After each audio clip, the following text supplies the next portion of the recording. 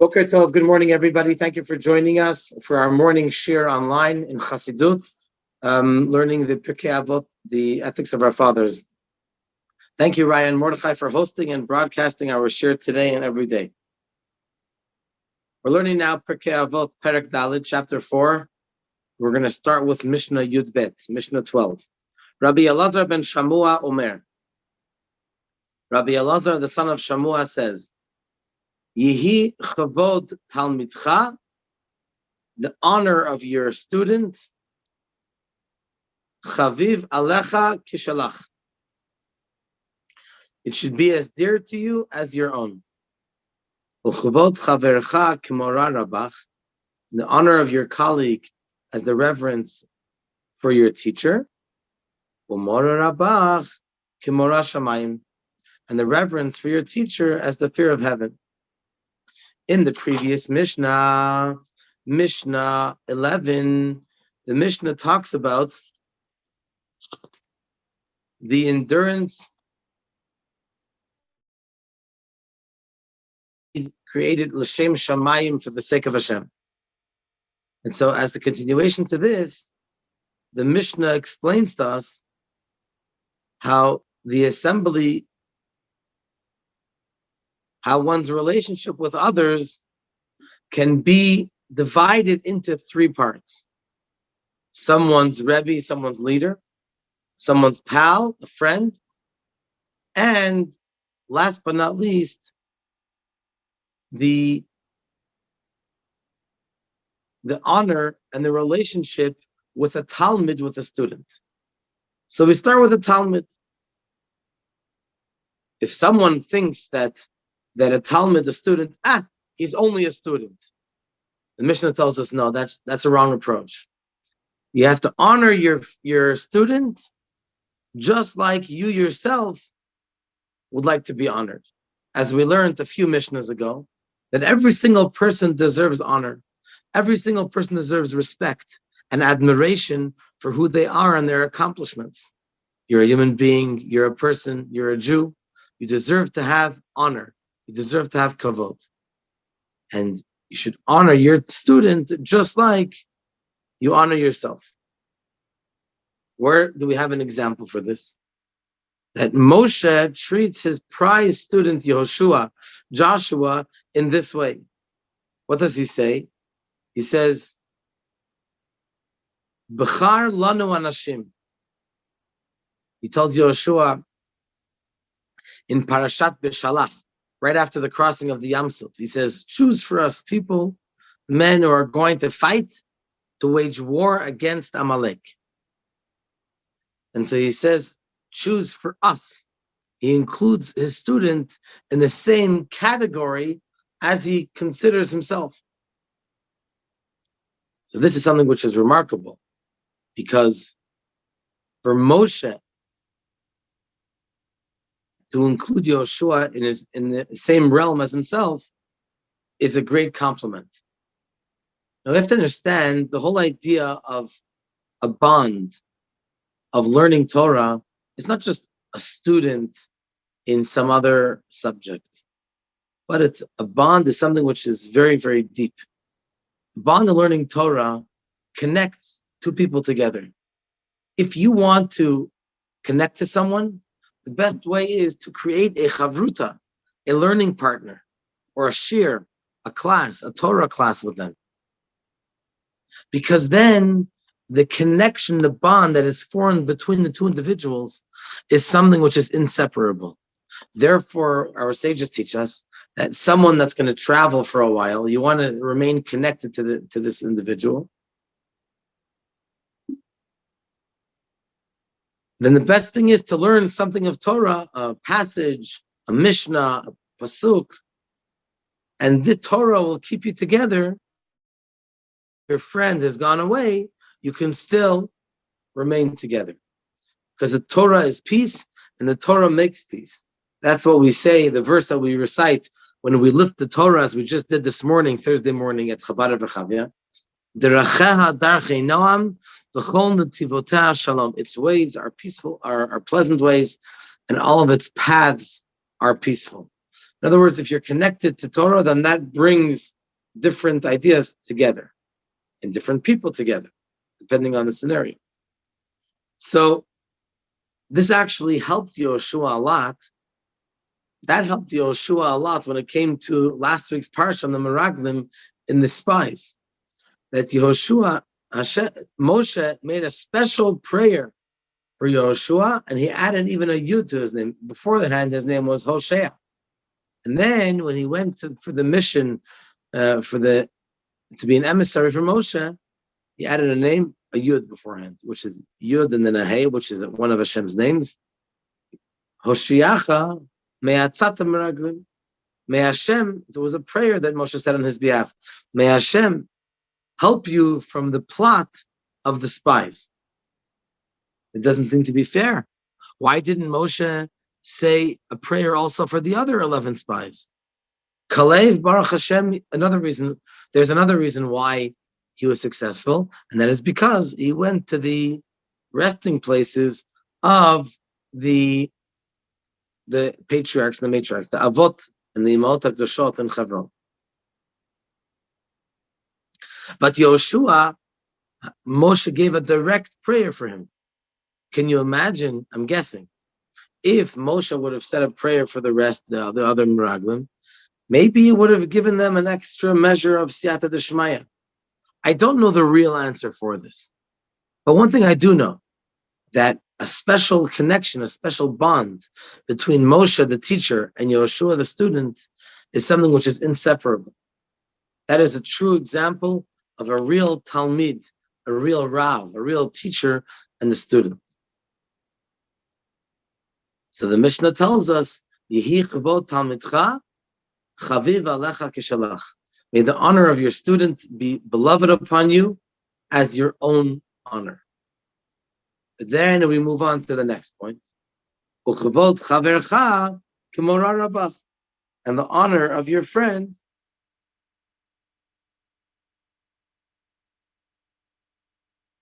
the honor of your pal, your colleague, should be like the fear of your teacher. Like Aaron said to Moshe, he said, "Be Adoni, please, my master." Aaron, the older brother of Moshe, you hear this, is saying to his younger brother, "Please, my master."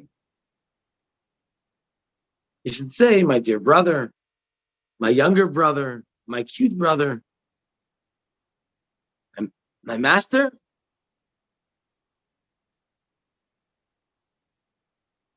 So that this is where we see that the honor of your friend should be like the fear of your master. Pay attention, and when it comes to the first and a half levels, you have the Talmidcha, your student, and yourself. It's kavod. We're talking about honor. Then uchvod chavercha, the honor of your friend should be kimora rabach, like the fear of your master. All of a sudden, we're changing gears to fear. And then in the next stanza, we keep with the fear. So let's just finish this before we move on to the next step. The honor of your friend should be kimora rabach, should be as serious as the fear of your teacher. So Moshe really was his teacher, but he was also his pal. And so the chidush over here is, the innovation is that the honor of your friend should be like the fear of your master. If I may just add over here an interesting point, which is not directly connected, but it's interesting. You have to honor your parents. But what if the child is greater than the parents? The obvious answer is that you have to honor your parents regardless of what level you're on. Why do I bring this up? Because there's an interesting episode from the Alter Rebbe, the first Chabad Rebbe, Rabbi Shneir Zalman, and he says, the episode goes as follows, that his father would stand up for him every time he walked into the room. So for him, for the Alter Rebbe, this was out of the question. And the Alter Rebbe, of course, would stand up for his son, for his father. Alter Rebbe would stand up for his father whenever he walked in. And so the Alter Rebbe's father actually moved away to another city, and he couldn't take the fact that his son is standing up for him, such a great tzaddik. But obviously, then when his father passed away, he told just before he passed away, he told the person, he ended up going to this town, and he sat in the back of the shul, and it used to be that the rich people would bring home the poor people. And so he went over, he brought him home, and he started talking and learning. He realized this guy is a very, very special person. He ended up inviting the Alter Rebbe's father to stay in his home till the rest of his life, for the rest of his life. And so the Alter Rebbe's father, Rabbi Baruch, told the man before he passed away that when I pass away, I have 3 children with Ruach HaKodesh, with divine inspiration. Another one you're going to have to just give a hint, and the third one you're going to have to tell clearly. So over here, let's get back to the Mishnah. Uchvod chavercha kimora rabach. The honor of your friend should be like the fear of your teacher. And then the final part of the Mishnah is umora rabach kimora shamayim. So obviously, when it comes to a Rebbe, you have to have fear. It's not just the honor. It's more. It's. You'll see in a second why. But that's the idea. The concept is of awe. Let's call it awe, not fear. Not just respect. Why? Because Mora Rabach should be Kimora Shamayim, should be like the fear of Hashem. Where do we see this? That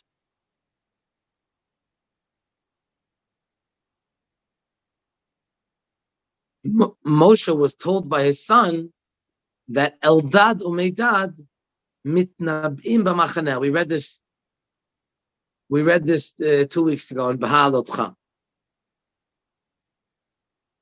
And so they said that Eldad uMeidad, they're having this experience of prophecy, and that has to be done only with the permission and in the venue of Moshe Rabbeinu, and not without their permission. So it says, Adoni Moshe Klaim. What does it mean, Klaim? They should be finished from the world. Since they rebelled, so quote unquote, against you, it's as if they rebelled against Hashem, and one who rebels against Hashem, that's the worst thing. That has to be finished with. So the respect, the honor of a person's Rebbe, and we're talking about a Rebbe who's a Rebbe, not just teaching Torah, but someone who is responsible for the majority of a person's learning Torah, and mainly a Rebbe who is not just a regular rabbi, but a Rebbe, someone who is spiritual, someone who gives a person direction in life.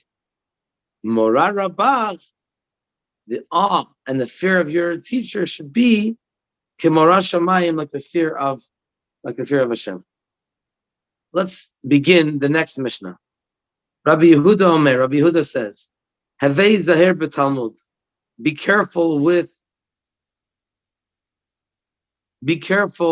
cautious with study. Sheshigigat Talmud ola zadon. Because the unwitting error, observance, and efficient study is accounted as wanted to transgression. So when we learn Torah, we need to make sure that we learn it in a way, we review the teachings, we take it in, and we practice it so that not to make a mistake. The more we learn, the more responsible we become. We become more more responsible to be able to act properly, and to fulfill the mitzvahs according to the halacha, the way we're supposed to.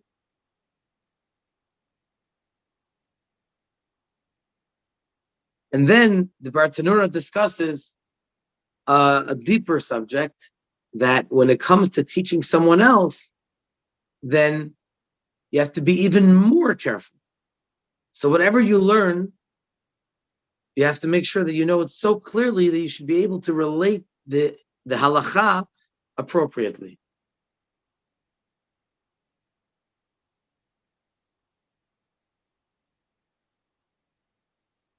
And so the question that we can ask is that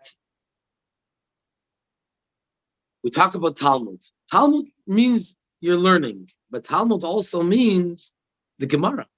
So why does the Mishnah teach us this instruction specifically regarding Talmud Gemara and not about the Chumash, the Mishnah, even the Shulchan Aruch? It's about the Talmud. The answer is because we have a mitzvah to learn a tremendous amount of Gemara, a tremendous amount of Torah, not to stop, just to learn more and more. So unlike Chumash, that you're not allowed to add on one letter, one word, Gemara you have to elaborate. But on the other hand, within the framework of the Torah. And so, because Talmud, we have to add on to the Talmud and to understand one thing from within another thing. So we have to be extra careful that when we derive from the Talmud halacha, that it's authentic, it's 100% clear, and not chas v'shalom to make a mistake on Talmud. Thank you very much for joining us. Looking forward to seeing everyone, hopefully in person, tomorrow at 10 o'clock in the Bagel Cafe. And thank you again to everybody for joining us. All the best.